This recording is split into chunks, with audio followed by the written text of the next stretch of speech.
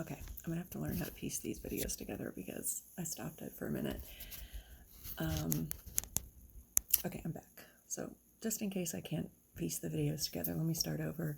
I want to make a video or start making a series of videos talking about a subject that I feel is not, I don't see that it's been discussed. I would describe it as like feral child syndrome on top of, like C-PTSD. I would describe what I feel, what I just experienced as a child was I was kind of like a feral child. From the standpoint, I'll try to be brief in how I describe it. I'm not trying to throw my mom under the bus. She passed away in 2008. But I will just say that she had a lot of issues. She struggled with alcohol. Back in those days, I was born in the late 60s. She was 31 when she had me. And back in those days, it was very easy to get, if you said you had anxiety, a lot of women would take Valium. When you combine that with wine or vodka, you're not really in a good state to deal with a child or raise a child. I had a sister that was 12 years older, and my brother was 7 years older. So she told me that after she had an affair, she was still married to my brother and sister's dad. She had an affair with a man that each couple, they knew each other through this organization called the JCs. It was some kind of a organization where couples would hang out with each other.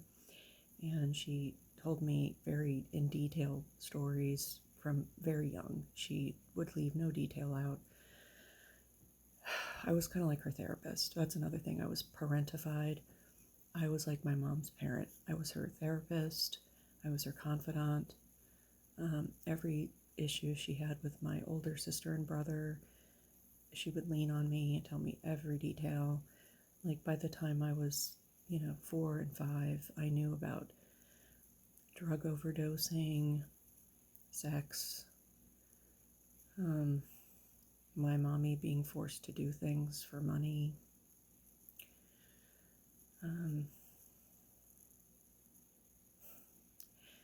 I'll talk about other things. My childhood was, I became an adult real fast. I had a flashback the other day of something that happened to me. Well, I had to go on weekends with my brother and sister's dad. Although, like I just said briefly, she had an affair with a man. I was the product of that. And I found out later that my brother and sister's dad was not my father. I overheard my stepmom discussing it. They thought I was asleep and I heard her. So when I went home, I asked my mom, who is my father? And then she told me every detail. And I think I was only about 7. And she told me his name and that he didn't want me and that he dumped her and she was in love with him. And she saw him while she was pregnant with me, driving in a car with a much younger woman with blonde curly hair. And she was in such a rage that she took her car and tried to ram it into his vehicle while she was pregnant with me. And that it hurt her very much. And that she was not ready to have another child. She was extremely exhausted, worn out, because her mother had died when my sister was only 3.5, I think. So we're talking, this is about 9 years later, I think. And she told me she never got over her mother dying. She literally told me the sky never looked blue again. And so when she would lay in her bed for hours and hours, she would just pat my hand and say, I'm sorry you have a depressed mommy. I'm sorry I don't do things with you. Like I was never taken to, like, I had no grandparents. Let me just get that out of the way. I had no aunts and uncles. We had no extended family. I had no cousins, no aunts and uncles, no grandparents. My brother and sister's dad, who I considered the only dad I knew of. I'll get into that later too. Um, his parents were the only grandparents I ever knew, but they lived somewhere else.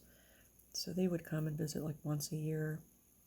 And the grandmother, she was not really nice, I'll be honest. The grandfather was nicer, but they both made it clear that they hated my mother, which really upset me. I wasn't allowed to mention my mother. Like, they hated her. So, holidays were a nightmare. I hated holidays. Like, Christmas and stuff was just awful.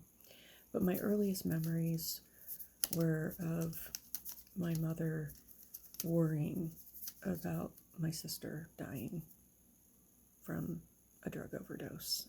And she would run away, and then my mother would start going off.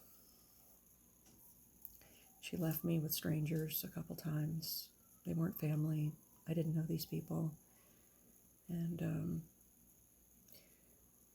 I mean, I didn't have anybody look out for me. I had to be my own parent. I didn't have anybody really make me dinners. I was never driven to school. I never had anybody help me with homework. I never asked anybody. I was just walking on eggshells, making sure I didn't upset my brother and sister's dad, because he would get upset really easily. And I didn't want to give my mommy any more stress, because my brother and sister just, she told me they stressed her out really bad. First, my sister with drugs. My mom was just trying to figure out what to do to keep my sister alive. It was so bad. And then just talking about this, my whole body just starts, like, I just tense up really bad.